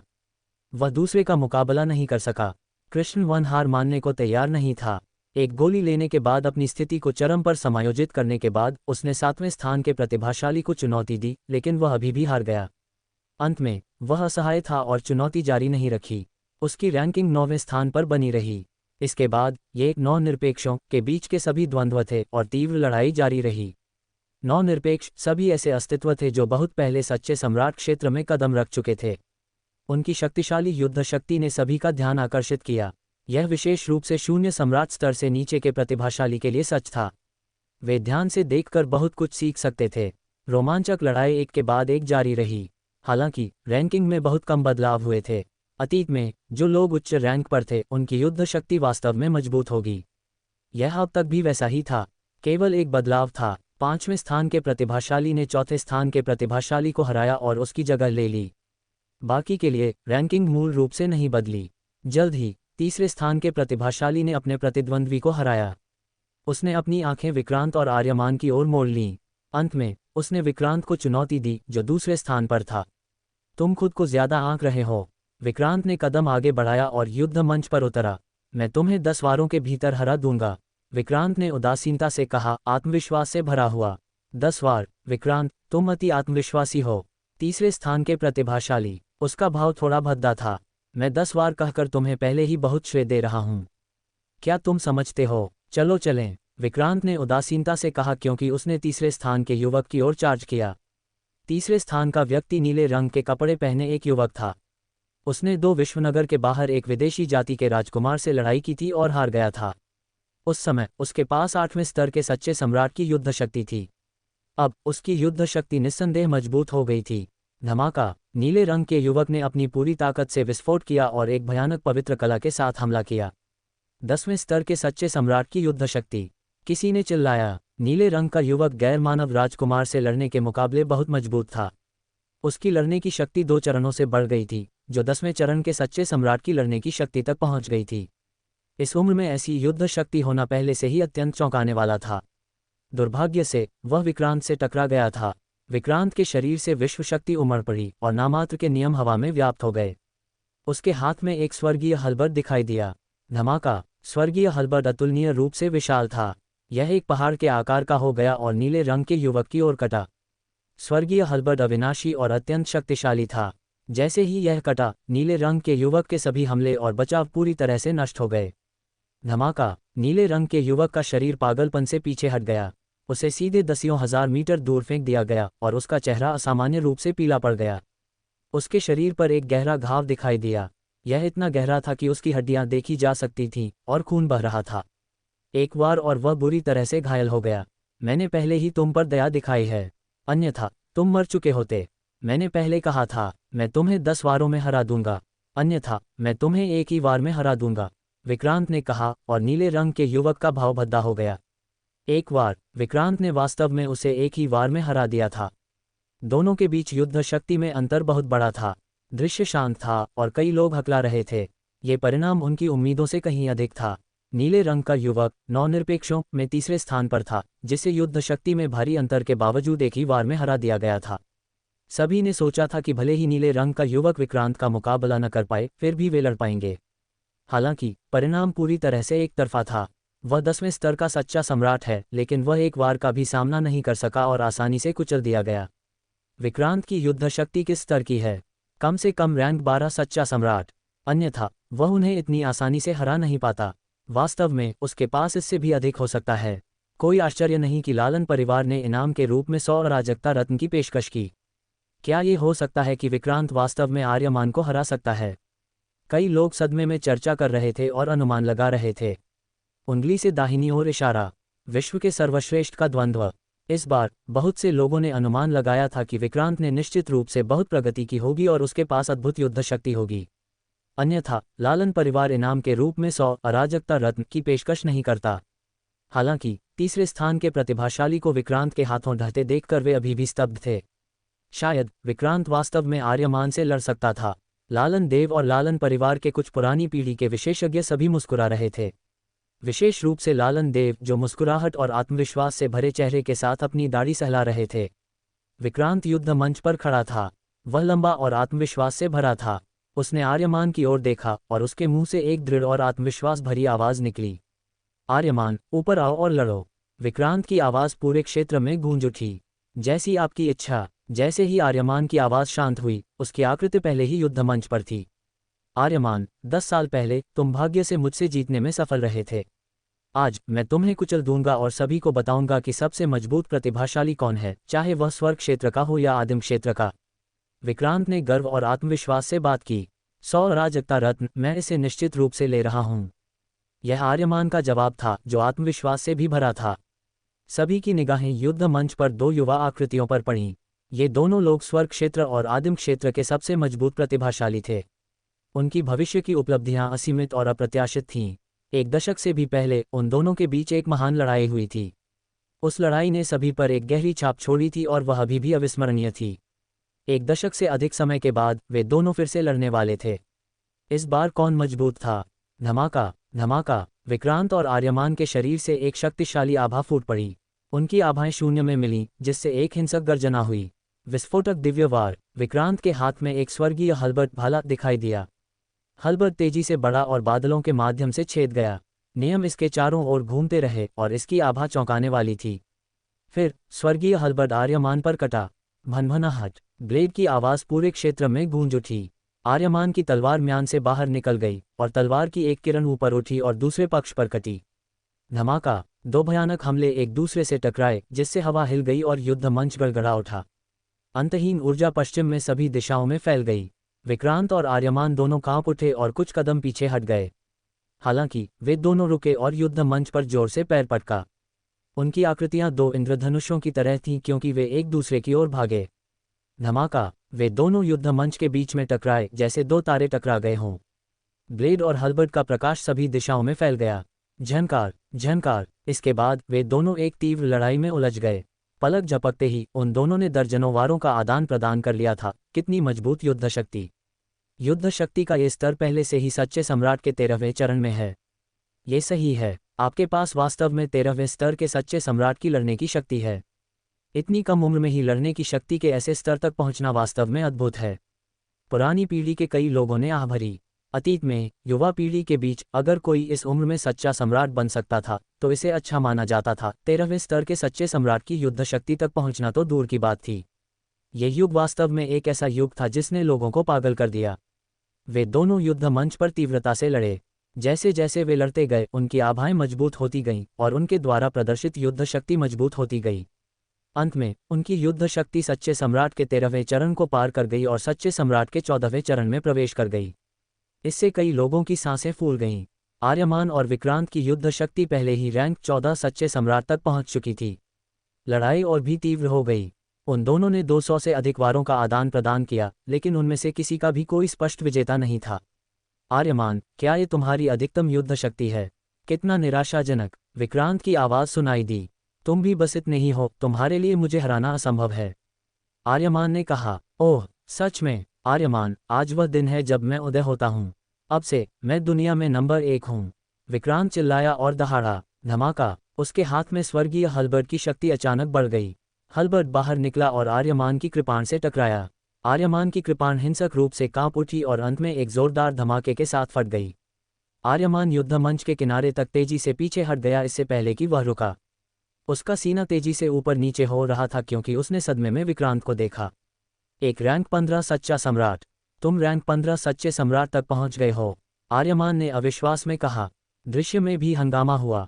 विक्रांत की युद्ध शक्ति सच्चे सम्राट के 15वें स्तर तक पहुंच गई थी। ये बहुत भयानक था। वह इतना छोटा था, लेकिन वह पहले ही इस स्तर तक पहुंच चुका था। एक रैंक 15 सच्चा सम्राट लगभग सच्चे सम्राट क्षेत्र के शिखर पर था। एक बार जब वह सच्चे सम्राट क्षेत्र के शिखर पर पहुंच जाता था तो वह महान सम्राट क्षेत्र में प्रवेश कर सकता था। पुरानी पीढ़ी के कई लोगों को इस कदम तक पहुंचने में एक अज्ञात समय बिताना पड़ा था। विक्रांत दूसरी ओर 100 साल से भी कम समय में इस चरण तक पहुंच गया था। ये बहुत चौंकाने वाला था। तीसरे स्थान का युवक नीले पर्वत से केवल 10वें स्तर का सच्चा सम्राट था। उनके और 15वें स्तर के सच्चे सम्राट के बीच का अंतर बहुत बड़ा था। भयानक, ये बहुत भयानक है। क्या ये विक्रांत की वास्तविक युद्ध शक्ति है? कोई आश्चर्य नहीं कि लालन परिवार इतना आश्वस्त है। इस उम्र में उनके पास 15वें स्तर के सच्चे सम्राट की लड़ने की शक्ति है। कौन उनका मुकाबला कर सकता है? लालन परिवार की 100 अराजकता रत्न की पेशकश उदार लग सकती है, लेकिन वे वास्तव में आश्वस्त हैं कि विक्रांत इसे निश्चित रूप से प्राप्त करेगा और उसे शीर्ष पर धकेल देगा। यह एक शानदार चाल है। कई लोगों ने लालन परिवार के तरीकों पर चर्चा की और प्रशंसा की। लालन देव ने अपनी दाढ़ी सहलाई, उनका चेहरा एक गर्वित मुस्कान से भरा हुआ था। इसके बाद लालन परिवार के पास 9 निरपेक्षों के बीच 2 प्रतिभाशाली होंगे। उनमें से एक दुनिया में नंबर 1 प्रतिभाशाली होगा। लालन परिवार की प्रतिष्ठा और भी मजबूत होगी और शिखर तक पहुंच जाएगी। उसके हाथों में लालन परिवार भी मजबूत और मजबूत होता जाएगा। लालन देव का दिल अत्यंत आरामदायक था। यह अफसोस की बात है कि रुद्रांश मर चुका है। उसे अविनाशी प्राचीन स्क्रॉल नहीं मिला। कितना अफसोस, लालन देव ने अपने दिल में आह भरी। धमाका। इस क्षण विक्रांत ने कदम आगे बढ़ाया और उसकी शक्तिशाली आभा आर्यमान पर दब गई। आर्यमान, मैंने पहले कहा था, इस बार मैं तुम्हें कुचल दूंगा और सभी को साबित करूंगा कि मैं दुनिया में नंबर 1 हूं। विक्रांत चिल्लाया और उसके हाथ में हलबर्ड अधिक से अधिक शक्तिशाली होता गया। लड़ो, आर्यमान चिल्लाया, हार मानने को तैयार नहीं। वह अपनी कृपाण के साथ एक हो गया और विक्रांत पर टूट पड़ा। हालांकि युद्ध शक्ति में अंतर था और इसे पार करना मुश्किल था। एक 14वें स्तर के सच्चे सम्राट और एक 15वें स्तर के सच्चे सम्राट के बीच का अंतर युद्ध शक्ति में एक वास्तविक अंतर था, न कि साधना में। उन दोनों ने कुछ और वारों का आदान प्रदान किया, लेकिन आर्यमान पूरी तरह से मात खा गया। उसे उड़ा दिया गया और खून का एक बड़ा घूंट थूका गया। अंत में विक्रांत का हमला उसके शरीर पर पड़ा और उसे युद्ध मंच से बाहर फेंक दिया गया। विक्रांत जीत गया। उसने आर्यमान को हरा दिया, जो मूल रूप से पहले स्थान पर था। विक्रांत अपने हाथ में स्वर्गीय हलबर्ड के साथ युद्ध मंच पर खड़ा था। वह एक अजेय युद्ध देवता जैसा लग रहा था। इसके विपरीत आर्यमान का चेहरा पीला था और पूरी तरह से निराशा से भरा था। वह हार गया था। अब से वह दुनिया में नंबर 1 नहीं रहा, युवा पीढ़ी के चुने हुए नंबर 1 में बदलाव हो गया था। हा, अच्छा अच्छा अच्छा। लालन देव इतने जोर से हंसे कि फूल खिल उठे। सब कुछ वैसा ही था जैसा उन्होंने उम्मीद की थी। कुछ भी नहीं बदला था। विक्रांत ने वास्तव में आर्यमान को हरा दिया था और नंबर 1 प्रतिभाशाली का खिताब जीता था। उसकी प्रतिष्ठा चरम पर पहुंच जाएगी और लालन परिवार की प्रतिष्ठा भी बढ़ेगी। क्या कोई और है जो लड़ना चाहता है? अगर नहीं, तो ये लड़ाई खत्म हो गई है। लालन देव मुस्कुराते हुए चेहरे के साथ खड़े हुए। उनकी आवाज़ पूरे क्षेत्र में गूंज उठी। मैं लड़ूंगा। इस क्षण एक स्पष्ट आवाज़ सुनाई दी। चौक के बाहर प्रकाश की एक किरण तेज गति से उड़कर आए और युद्ध मंच पर उतरी। ये 15 या 16 साल का एक किशोर था जिसका व्यवहार सुरुचिपूर्ण और असाधारण स्वभाव का था। हालांकि जब उन्होंने युवक की उपस्थिति देखी तो कई लोग दंग रह गए। रुद्रांश, लोचन, पीयूषा, पंखुड़ी और अन्य सभी दंग रह गए। उसी समय लालन यून, शाश्वत तारा नदी, विकराल और अन्य, लालन देव और अन्य सहित भी हतप्रभ थे। यहाँ तक कि रुद्रांश ने भी लगभग अपनी जीभ काट ली। उसकी आंखें चौड़ी हो गईं। ऐसा इसलिए था क्योंकि यह किशोर रुद्रांश से बहुत मिलता जुलता था। वह रुद्रांश से 70 to 80% मिलता जुलता था, लेकिन वह अधिक नाजुक था। नहीं, वह रुद्रांश नहीं है। वह केवल 15 या 16 साल का है। वह रुद्रांश नहीं हो सकता। किसी ने तुरंत कहा, एक व्यक्ति की उपस्थिति को इच्छा पर बदला जा सकता है, हालांकि उनकी आभा या जीवन आभा नहीं बदलेगी। कोई भी जीवन आभा से किसी व्यक्ति की उम्र को स्पष्ट रूप से बता सकता है। ये किशोर निश्चित रूप से बूढ़ा नहीं था। वह लगभग 15 या 16 साल का होना चाहिए। बेशक वह रुद्रांश नहीं हो सकता था। लानत है, क्या ये युवक रुद्रांश का नाजायज बेटा हो सकता है? अनैतिक साधु ने बुद्ध का नाम बुदबुदाया और धीरे से बड़बड़ाया। हालांकि वहां मौजूद हर कोई एक विशेषज्ञ था, इसलिए उन्होंने स्वाभाविक रूप से इसे स्पष्ट रूप से सुना। कई लोग हिल गए। शायद ये वास्तव में संभव था, क्योंकि वे दोनों वास्तव में बहुत मिलते जुलते थे। ये साधु, रुद्रांश ने बेजुबान होकर अपनी नाक को छुआ और अनैतिक साधु को तिरस्कार से देखा। वह वास्तव में बहुत ज्यादा सोच रहा था, रुद्रांश ने खुद से सोचा। हालांकि इस क्षण युवक अनैतिक साधु की ओर मुड़ा और अपनी मुट्ठी बांधी। गुरु, क्या आप रुद्रांश को जानते हैं? जरूर, रुद्रांश मेरा भाई है। हम एक दूसरे को दशकों से जानते हैं। युवक, रुद्रांश के साथ तुम्हारा क्या रिश्ता है? साधु ने कहा, वह मेरे पिता हैं। युवक ने कहा, छी। रुद्रांश ने शराब का एक घूंट पी रखा था, लेकिन उसने उसी क्षण थूक दिया। उसने किशोर को देखा, हतप्रभ। युवक ने वास्तव में कहा कि वह उसका बेटा था। बेटा, उसका एक बेटा था। रुद्रांश हतप्रभ था। उसी समय उसका दिमाग तेजी से दौड़ रहा था। छोटी हिमवर्षा। अचानक रुद्रांश का दिल धड़क गया। उसने हिमवर्षा के बारे में सोचा। उसने केवल हिमवर्षा के साथ यौन संबंध बनाए थे और समय युवक की उम्र से मेल खाता था। इसके अलावा रुद्रांश ने किशोर को ध्यान से देखा और महसूस किया कि वह वास्तव में हिमवर्षा से कुछ मिलता जुलता था। क्या ये हो सकता है? क्या ये वास्तव में मेरा बेटा है? रुद्रांश के दिल में एक अकथनीय भावना थी। ये भावना बहुत अद्भुत और अवर्णनीय थी। अन्य, जैसे लोचन, पीयूषा और पंखुड़ी भी हतप्रभ थे। भाई रुद्रांश, तुम्हारा एक बेटा है। छोटा रुद्रांश, ये वास्तव में ऐसा दिखता है। चींची। पंखुड़ी चिल्लाए, क्या? मैं तो बस शुरुआत में अंदाजा लगा रहा था। मुझे उम्मीद नहीं थी कि मैं सही हो जाऊंगा। अनैतिक साधु की आंखें लगभग बाहर निकल गईं।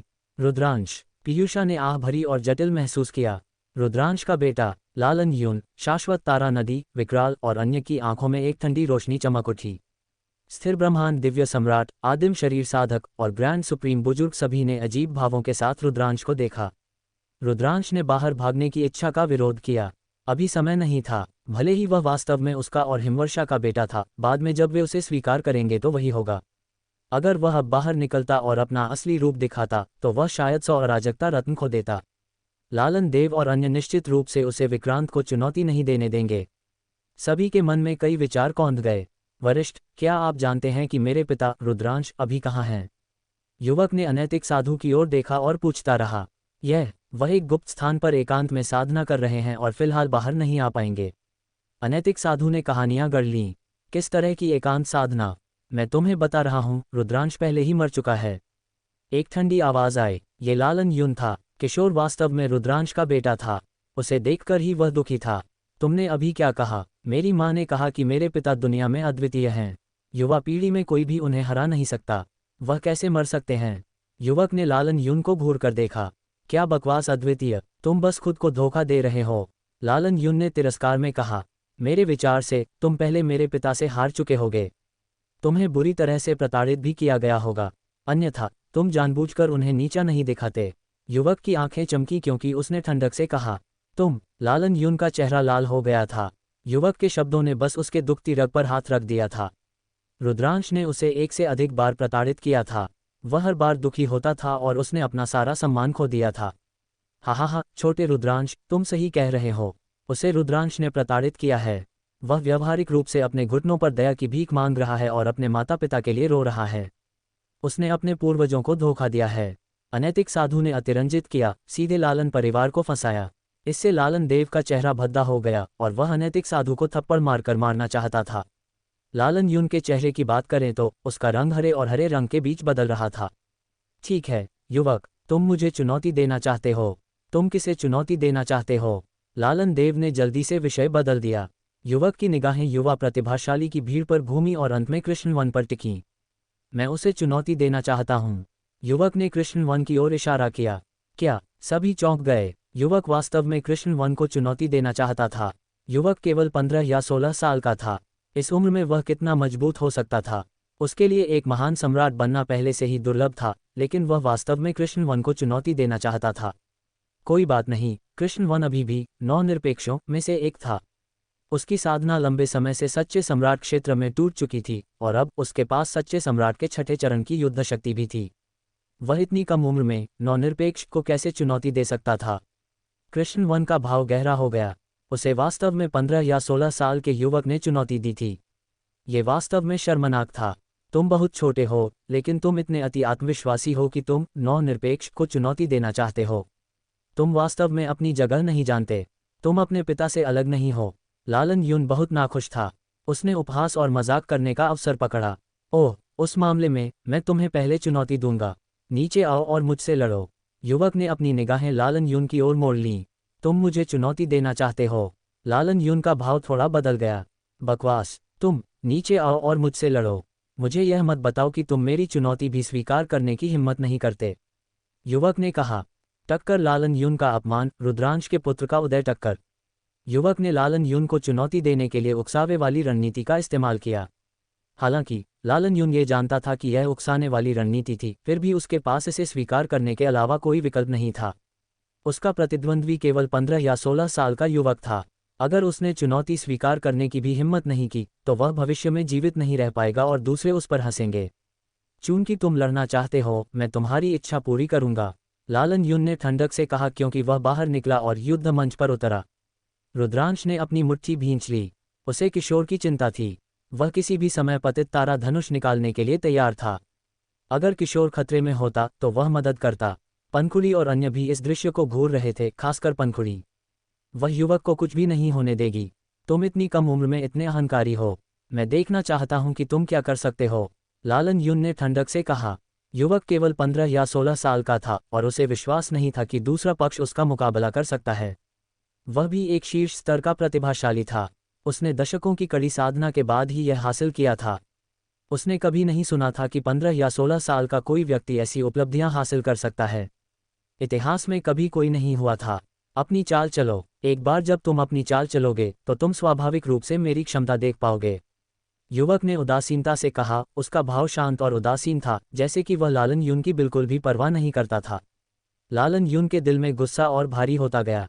चूंकि तुम मौत की तलाश कर रहे हो, मैं तुम्हारी इच्छा पूरी करूंगा। मारो। लालन यून गुस्से में दहाड़ा और उसके शरीर से प्रकाश फूट पड़ा।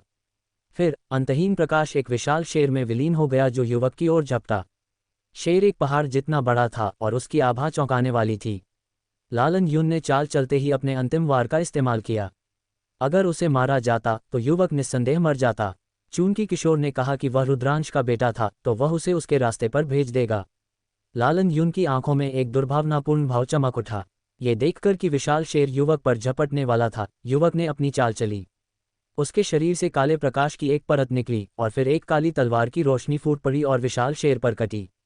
छी! नीले बादल पवित्र कला द्वारा गठित विशाल शेर टोफू से बना हुआ लग रहा था। यह एक वार का भी सामना नहीं कर सका और युवक द्वारा बाहर फेंके गए काले प्रकाश से सीधे नष्ट हो गया। इसके अलावा काला प्रकाश नहीं रुका और लालन यून की ओर चार्ज करता रहा। काले प्रकाश की गति आश्चर्यजनक रूप से तेज थी और लालन यून के पास इससे बचने का कोई रास्ता नहीं था। ये कैसे संभव है? लालन यून ने क्रोध में दहाड़ लगाए और लगातार अपनी मुट्ठियों से मुक्का मारा।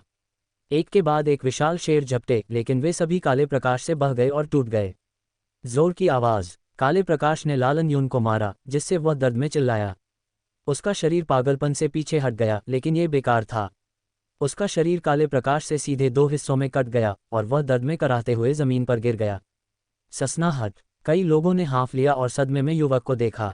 एक वार, केवल एक वार के साथ युवक ने लालन यून को दो हिस्सों में काट दिया था। ये बहुत चौंकाने वाला था। किसी को पता होना चाहिए कि लालन यून एक शीर्ष स्तरीय प्रतिभाशाली था जिसने एक अंतिम नियम में महारत हासिल की थी। उसकी वर्तमान साधना 5 सितारा शून्य सम्राट के स्तर तक भी पहुंच गई थी। ये बहुत चौंकाने वाला था कि वह युवक के एक भी वार का सामना नहीं कर सका। पुरानी पीढ़ी के कुछ लोगों ने और भी बहुत कुछ देखा। वह किस तरह की शक्ति है? ये बहुत भयानक है। इस युवक की साधना 3 सितारा शून्य सम्राट क्षेत्र में है, लेकिन वह जिस शक्ति की साधना करता है वह इतनी शक्तिशाली है कि यह भयानक है। ये सही है। ये प्राचीन साधना प्रणाली की शक्ति के समान है, लेकिन यह अधिक संघनित, तेज और अधिक भयानक है। पुरानी पीढ़ी के कुछ लोग चर्चा कर रहे थे। एक युवक के लिए अपनी उम्र में 3 सितारा शून्य सम्राट क्षेत्र तक पहुंचना पहले से ही अत्यंत चौंकाने वाला था। हालांकि युवक ने जिस शक्ति की साधना की वह और भी अजीब थी। युवक के हमले में कोई नामात्र का उतार चढ़ाव नहीं था। स्पष्ट रूप से युवक ने नामात्र की प्रणाली में साधना नहीं की थी। हालांकि ये प्राचीन साधना प्रणाली के कारण नहीं था, क्योंकि युवक की शक्ति प्राचीन साधना प्रणाली द्वारा साधित शक्ति से भी अधिक भयानक थी। पुरानी पीढ़ी के कुछ लोगों ने आश्चर्य में चर्चा की। वाह, यह अद्भुत है।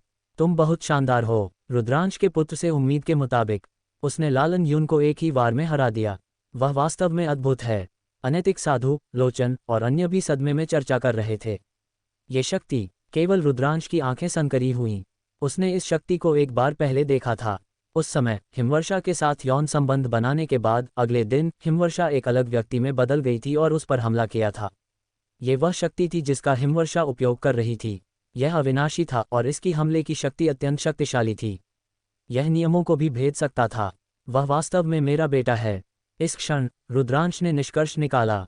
उसने अपने दिल में एक अकथनीय उत्तेजना महसूस की। एक बेटे का अचानक प्रकट होना किसी के लिए भी शांत रहना मुश्किल बना देता है।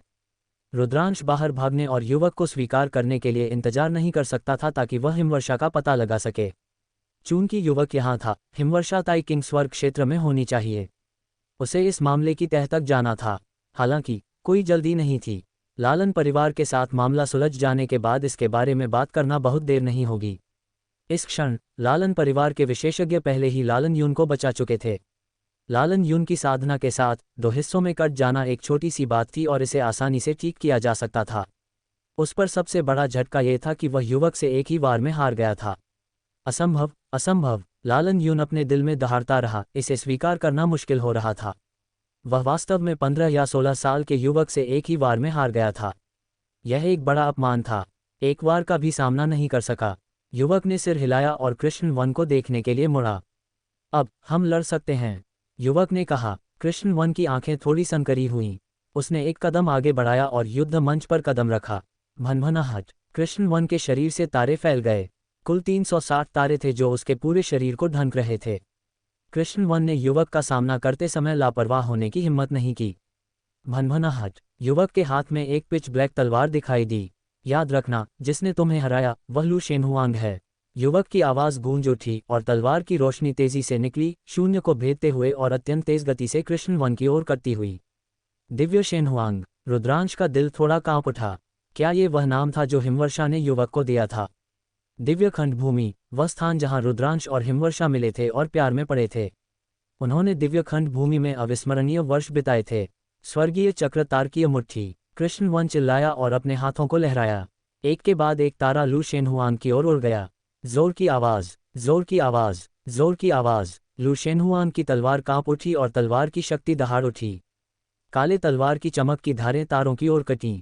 धमाका, धमाका। तारे आतिशबाजी की तरह फट गए। कृष्ण वन का भाव बदल गया और वह अपनी पूरी ताकत से फूट पड़ा। और अधिक तारे कृष्ण वन की ओर उड़ गए। हर तारे में उसके नियमों की शक्ति थी। हालांकि लू शेनहुआंग की तलवार की चमक चौंकाने वाली रूप से शक्तिशाली थी और उसके नियमों को आसानी से फाड़ सकती थी। उन दोनों ने तेजी से हमला किया। आकाश तलवार की रोशनी और तारकीय प्रकाश से भरा हुआ था। पलक झपकते ही उन दोनों ने दर्जनों वारों का आदान प्रदान कर लिया था। कितनी भयानक ताकत! वह एक प्रतिभाशाली है, एक प्रतिभाशाली। पुरानी पीढ़ी के कुछ लोगों ने आह भरी। बेशक ये लू शेनहुआंग की युद्ध शक्ति के कारण था। उसकी साधना केवल 3 सितारा भ्रामक दिव्य चरण में थी, लेकिन वह कृष्ण वन के साथ प्रतिस्पर्धा करने में सक्षम था। इस तरह की युद्ध शक्ति न केवल चौंकाने वाली थी, बल्कि अकल्पनीय भी थी। वहां मौजूद हर कोई दंग रह गया और सदमे से परे था। लानत है, ये बहुत असामान्य है। ये बहुत स्वर्ग विरोधी है। अनैतिक साधु पहले से ही बकवास कर रहा था। वह वास्तव में रुद्रांश का बेटा है। वह इतना छोटा है और रुद्रांश से अधिक शक्तिशाली है। लोचन ने आह भरी। अगर ऐसा होता तो लू शेनहुआंग की अपने स्तर से ऊपर लड़ने की क्षमता अतीत में रुद्रांश की तुलना में और भी मजबूत थी। जब रुद्रांश ने उस समय मार्शल सम्राट क्षेत्र में प्रवेश किया तो वह एक ही झटके में 4 सितारा भ्रामक सम्राट बन गया। फिर उसने कृष्ण वन के खिलाफ लड़ाई लड़ी और अंत में 9 प्रकार के नियमों को मिलाकर कृष्ण वन को हरा दिया। हालांकि उस समय का कृष्ण वन अब जितना मजबूत नहीं था। उस समय कृष्ण वन की युद्ध शक्ति केवल तीसरे चरण के सच्चे सम्राट क्षेत्र में थी। स्पष्ट रूप से लू शेनहुआंग की युद्ध शक्ति उस समय रुद्रांश की तुलना में मजबूत थी। बेशक रुद्रांश ने विभिन्न नियमों में अपनी महारत को गहरा कर दिया था। उसने एक आदिम शरीर साधक की भी साधना की थी और उसकी शारीरिक शक्ति में जबरदस्त वृद्धि हुई थी। अपने स्तर से ऊपर लड़ने की उसकी क्षमता अतीत की तुलना में बहुत मजबूत थी। बहुत बढ़िया। लू शेनहुआंग कितना शक्तिशाली था ये देखकर रुद्रांश बहुत खुश था। लानत है, ये कैसे हुआ? कुछ खुश थे, कुछ चिंतित थे। शाश्वत तारा नदी, विकराल, लालन देव और अन्य सभी अपने दिलों में दहाड़ रहे थे। वे इस पर विश्वास नहीं कर सके। रुद्रांश पहले से ही काफी असामान्य था, लेकिन उसका बेटा और भी असामान्य था। ऐसा क्यों हुआ? वे अपने दिलों में दहाड़ते रहे और ईर्ष्या से पागल हो गए। धमाका, धमाका, धमाका। लू शेनहुआंग और कृष्ण वन एक तीव्र लड़ाई में लगे हुए थे और गड़गड़ाहट जारी रही। हालांकि वह जितना अधिक लड़ा, लू शेनहुआंग की युद्ध शक्ति उतनी ही मजबूत होती गई। उसका पूरा शरीर काले प्रकाश की एक परत का उत्सर्जन करता था और उसकी युद्ध तलवार के साथ एक हो गया। तलवार की रोशनी अत्यंत तेज थी क्योंकि यह कृष्ण वन के तारों को लगातार नष्ट कर रही थी। अंत में तलवार की रोशनी द्वारा तारों को नष्ट करने की गति और भी तेज थी। इससे पहले कि कृष्ण वन तारों को संघनित कर पाता, लू शेनहुआंग पहले ही कृष्ण वन के सामने दौड़ चुका था और अपनी तलवार से वार किया। एक तीखी चीख के साथ कृष्ण वन ने खून खांसा और युद्ध मंच से पीछे हट गया। उसके शरीर पर एक गहरा घाव छूट गया था और खून बह रहा था। कृष्ण वन पराजित। वह लू शेनहुआंग द्वारा आमने सामने की लड़ाई में पराजित हुआ था। अब से 9 निरपेक्षों की स्थिति लू शेनहुआंग द्वारा बदल दी जाएगी। कृष्ण वन का भाव अत्यंत बदसूरत था। यह उसके लिए एक बड़ा झटका था। लालन देव का चेहरा भी बहुत बदसूरत था। उसने ठंडक से कहा, लू शेनहुआंग, क्या तुम अभी भी चुनौती जारी रखना चाहते हो? मैं नहीं लड़ूंगा। लू शेनहुआंग ने सिर हिलाया और मंच से नीचे उतर गया।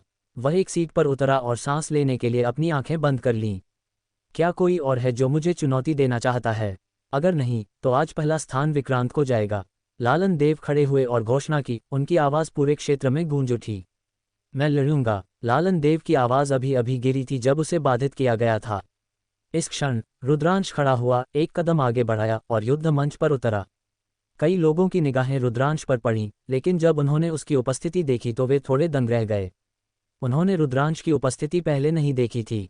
एक और प्रतिभाशाली जो पहले दिखाई नहीं दिया था। कुछ दिव्य सम्राटों को आश्चर्य हुआ। दिव्य सम्राट क्षेत्र में उनकी साधना के साथ वे महसूस कर सकते थे कि रुद्रांश ने खुद को छिपाया था। हालांकि वे रुद्रांश की मूल उपस्थिति को नहीं देख सके। कितनी शानदार रूप बदलने की तकनीक! एक दिव्य सम्राट ने धीमी आवाज में बात की। तुम चुनौती देना चाहते हो? तुम किसे चुनौती देना चाहते हो? लालन देव ने पूछा। निश्चित रूप से मैं पहले स्थान को चुनौती देने जा रहा हूँ। विक्रांत, नीचे आओ और लड़ो। रुद्रांश ने विक्रांत को देखा। क्या? कई लोग चौंक गए। किसी ने वास्तव में विक्रांत को चुनौती देना चाहा। विक्रांत की युद्ध शक्ति सभी के लिए स्पष्ट थी। वह रैंक 15 सच्चे सम्राट तक पहुंच गया था। इसमें कोई संदेह नहीं था कि युवा पीढ़ी में कोई भी उसका मुकाबला नहीं कर सकता था। लेकिन अब कोई विक्रांत को चुनौती देना चाहता था। वह पागल होना चाहिए। कई लोगों ने सोचा था कि रुद्रांश लू शेनहुआंग की तरह होगा, खुद को प्रशिक्षित करने या प्रसिद्धि पाने के लिए कुछ विशेषज्ञों को चुनौती देगा। हालांकि रुद्रांश विक्रांत को चुनौती देना चाहता था, जो सभी की उम्मीदों से परे था। ये बच्चा निश्चित रूप से दीर्घा में खेलकर ध्यान आकर्षित करने की कोशिश कर रहा है। वह अपनी प्रतिष्ठा बढ़ाने के लिए विक्रांत को चुनौती देना चाहता है। भले ही वह हार जाए, फिर भी उसे प्रसिद्धि मिलेगी। ये सही है, ये निश्चित रूप से मामला है। कुछ लोग चर्चा कर रहे थे। विक्रांत की आंखें सनकरी हुई क्योंकि वह युद्ध मंच पर दौड़ पड़ा। बच्चे, तलवारों और कृपाणों की आंखें नहीं होती। तुमने मुझे चुनौती दी। अगर मैं विफल हो जाता हूं और तुम्हें अपंग कर देता हूं या मार देता हूं, तो तुम केवल खुद को ही दोष दे सकते हो। विक्रांत ने ठंडक से कहा। वह अच्छे मूड में नहीं था। उसने पहले ही आर्यमान को हरा दिया था और पहला स्थान ले लिया था। सब कुछ सही रहा था। लेकिन अब किसी ने वास्तव में उसे चुनौती दी थी। इससे ये सब त्रुटिपूर्ण और अपूर्ण लग रहा था। इसलिए उसके पास मारने का इरादा था। बाद में वह रुद्रांश को एक बार में मार देगा ताकि सभी को चेतावनी मिल सके और उन्हें चुनौती देने के परिणामों के बारे में पता चले। छोटे आदमी, तुम्हारा नाम क्या है? लालन देव ने पूछा। बेनाम साथी, उसका उल्लेख न करें। रुद्रांश हल्के से मुस्कुराया। एक बेनाम व्यक्ति भाई विक्रांत को चुनौती देने की हिम्मत करता है। वह वास्तव में अपनी जगह नहीं जानता। मेरे विचार से ये व्यक्ति केवल भीड़ को खुश करने की कोशिश कर रहा है। भाई विक्रांत, तुम्हें चुनौती स्वीकार करने की जरूरत नहीं है। बस किसी से उसे बाहर फेंकने के लिए कहो। एक आवाज गूंज उठी। ये कृष्ण वन था। कृष्ण वन को अभी अभी लू शेनहुआंग ने सार्वजनिक रूप से हराया था और संभवतः उसे नौ-निरपेक्षों की सूची से हटा दिया जाएगा। वह बुरे मूड में था और जो भी उसे देखता वह उसे काटता। इस क्षण रुद्रांश बाहर निकला। वह रुद्रांश से बेहद नाखुश था और उसने सीधे उसका मजाक उड़ाया। तुम 15 या 16 साल के लड़के जितने भी अच्छे नहीं हो और फिर भी तुम्हारे पास यहाँ उपद्रव करने का चेहरा है। अगर मैं तुम्हारी जगह होता तो मैं बस अपनी साधना को नष्ट कर देता। रुद्रांश ने कृष्ण वन को देखा और मजाक उड़ाया। तुम बच्चे, भाई विक्रांत को आज कुछ भी करने की जरूरत नहीं है। मुझे तुम्हें एक सबक सिखाने दो। कृष्ण वन भड़क उठा। वह मंच पर दौड़ा और विक्रांत को मुट्ठी बांधकर कहा, भाई विक्रांत, तुम्हें एक बेनाम व्यक्ति के साथ व्यक्तिगत रूप से निपटने की जरूरत नहीं है। मैं तुम्हारी ओर से उसे एक सबक सिखाऊंगा। ठीक है। विक्रांत ने सिर हिलाया और युद्ध मंच के किनारे पर पीछे हट गया। उनकी राय में अगर कृष्ण वन की टीम कार्रवाई कर सकती थी तो ये सबसे अच्छा होगा, ताकि उसे कुछ भी न करना पड़े। तुम चाल चलने जा रहे हो। रुद्रांश ने कृष्ण वन को देखा और कहा, यह सही है। मैं देखना चाहता हूं कि तुम्हारे पास भाई विक्रांत को चुनौती देने की हिम्मत करने के लिए किस तरह की क्षमता है। कृष्ण वन ने ठंडक से कहा, तुम नहीं कर सकते। तुम बहुत कमजोर हो। मैं तुम्हें प्रताड़ित नहीं करना चाहता। अचानक रुद्रांश ने तिरस्कार के भाव से सिर हिलाया। कृष्ण वन के फेफड़े गुस्से से फटने वाले थे। वह कौन था? वह नौ-निरपेक्षों में से एक था, लेकिन आज उसे पहले लू शेनहुआंग ने हराया था। अब एक बेनाम व्यक्ति भी उसे नीचा देखता था। वह भड़क उठा और मारने के इरादे से भर गया। बच्चे, कौन बड़ी बातें करना नहीं जानता। मुझे अपनी क्षमता दिखाओ। कृष्ण वन दहाड़ा। उसके पूरे शरीर पर सैकड़ों तारे दिखाई दिए। सैकड़ों तारे एक साथ इकट्ठे हुए और रुद्रांश की ओर फट पड़े। शक्ति असाधारण थी। जैसे ही उसने अपनी चाल चली, कृष्ण वन ने रुद्रांश को राख में उड़ाने के लिए अपने हथियारे वार का इस्तेमाल किया। धमाका। विशाल तारा एक गिरते हुए उल्कापिंड जैसा था, जो भयानक शक्ति के साथ एक लंबी पूंछ खींच रहा था। लेकिन इस क्षण रुद्रांश हिला। उसके शरीर पर कोई ऊर्जा उतार चढ़ाव नहीं था, न ही नियमों का कोई उतार चढ़ाव था। यह सिर्फ एक साधारण मुक्का था। यह मुक्का शुद्ध शारीरिक शक्ति पर निर्भर था। अगर हमारा वीडियो आपको अच्छा लगे तो लाइक, कमेंट, शेयर ज़रूर करना और अगले वीडियो के लिए कमेंट ज़रूर करना।